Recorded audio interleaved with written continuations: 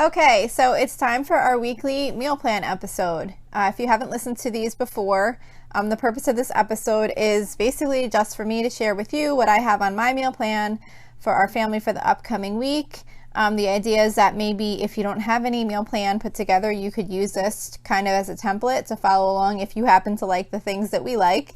But also I thought maybe it might just give you some ideas of some things you haven't made in a while to maybe help you in putting together your meal plan, or maybe just as motivation to put a meal plan together.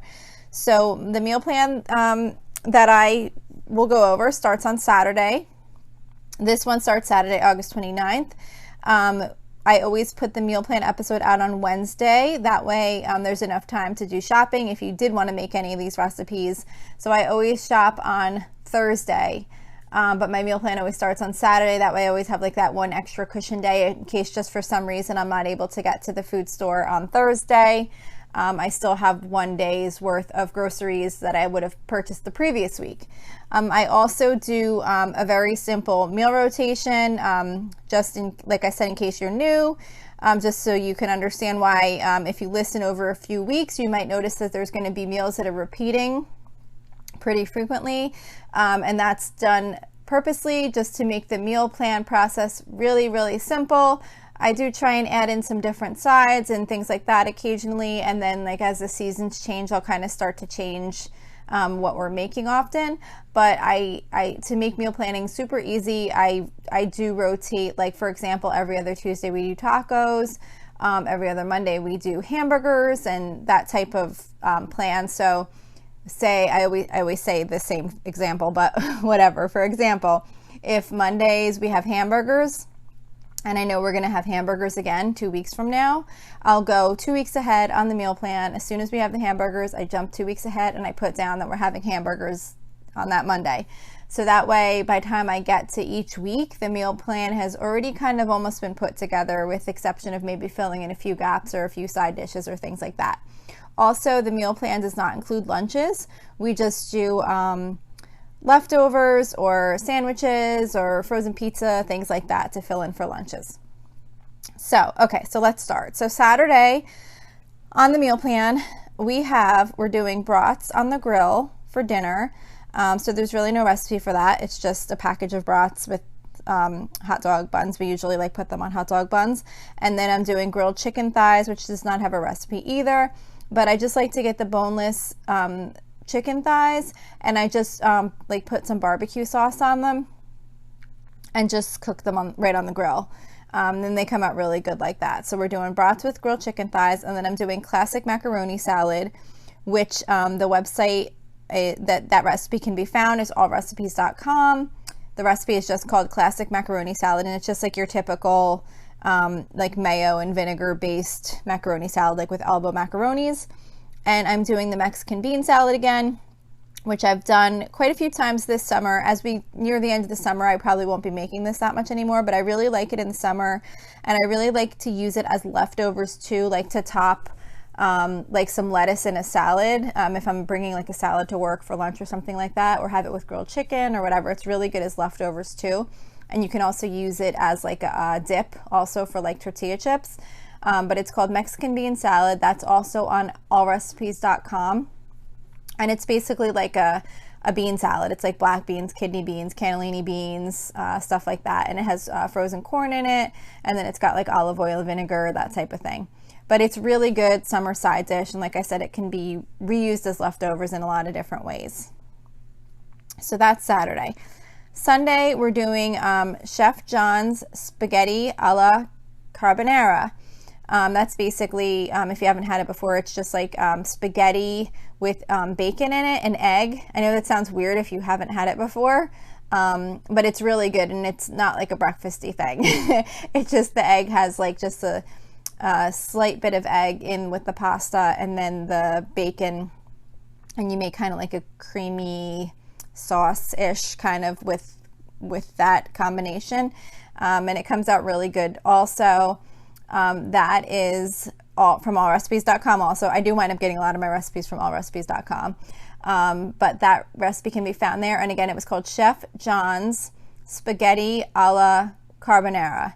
So that is for Sunday, and on the side with that, we're just doing canned green beans.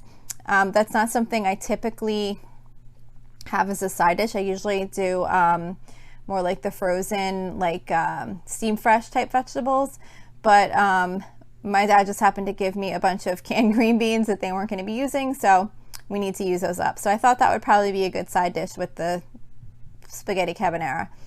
So that's Sunday. Oh, before I forget too, I just want to mention that these recipes are always posted on the on my Facebook page also, which is facebook.com/LolaSFrugalLife.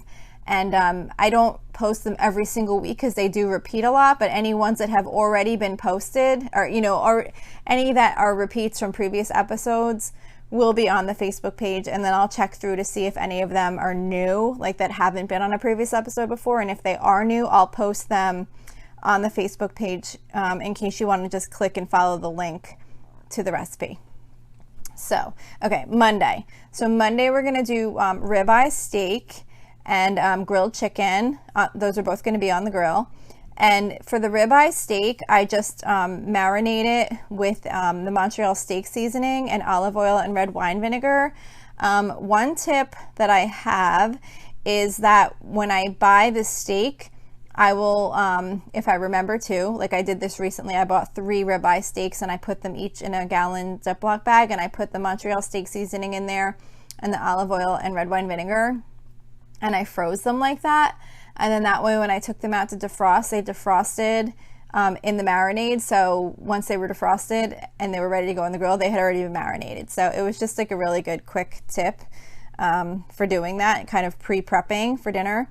And then for the grilled chicken, I also do the same, except I use the McCormick Montreal chicken seasoning, and then oil, like olive oil, and I think I use white vinegar for that. So those are both just going to be marinated and then cooked on the grill. Really simple, no specific recipe really. And then I'm going to do the carrot fries, which I've done quite a bit this summer also. The recipe is called carrot fries with ketchupy ranch. Like I've said before, I've never actually made the ranch dip. I usually just make the carrot fries. That recipe is from foodnetwork.com, and I make them in the air fryer, but the recipe is actually prepared to make them in the oven. So you can do them in the oven or the air fryer. And then we're also doing Mexican corn on the cob, which is like one of my favorite things to do in the summer. And that's where you take fresh corn on the cob and you cook it on the grill. And then I'm sure there's many different ways to do this, but in this particular recipe, you take melted butter and mayonnaise and you kind of cover the corn with it, and then you top it with a Mexican cheese, and it comes out really, really delicious. And that recipe is from allrecipes.com also. It's just called Mexican corn on the cob. And then it's in parentheses, I guess what it's probably actually referred to is elote. I don't know if I'm saying that properly, but it's E-L-O-T-E. So that's a really good summer dish too to go with barbecue food. So that's Monday. Tuesday, every other Tuesday, we do Chipotle night. So that's going to be this Tuesday. It's not Chipotle takeout. It's like a at-home version of Chipotle bowls. So I take, again, this one doesn't really have a recipe because I just kind of throw it together. But what we do for this is I just take chicken breast and I cut it up in small little strips and I toss it with olive oil and some seasoning. I usually just do like seasoned salt and maybe a little bit of chili powder. And I cook it under the broiler till it's like just almost about to be overcooked, so it gets like that little bit of crispy, almost like grilled chicken type consistency. And then I do like brown rice, black beans, cheddar cheese, sour cream, salsa. I think that's it. I forget if there's anything else, but just all your typical bowl toppings. And then I just put it all out and everybody comes and makes their own bowl. Super easy, super quick meal. I even have it timed out where the rice that I make is an instant brown rice, so I kind of get the rice ready to go, but I don't put it on in the microwave yet. That way I get the chicken ready, pop the chicken under the broiler. Once that gets going, I hit start on the rice, so it kind of all winds up getting done at the same time. And all the other stuff basically just comes out of the fridge.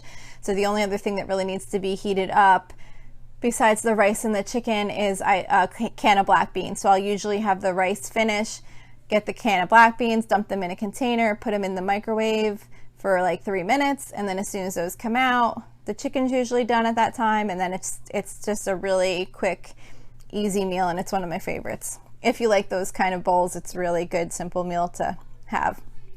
So that's for Tuesday. So Wednesday, we're doing Chef John's sausage and shrimp jambalaya. That recipe is from allrecipes.com. If you've listened to a previous episode where I make this recipe, I do have to say that I don't really follow this recipe. I use it as a placeholder to just remind myself of what the kind of like the, I don't know what you would call it, like the spin I put on it, I guess. I basically just really super simplified it.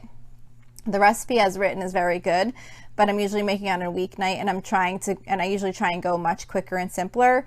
So I use most of the ingredients in this. I just don't do the whole process. So what I wind up doing for this meal is I'll do rice.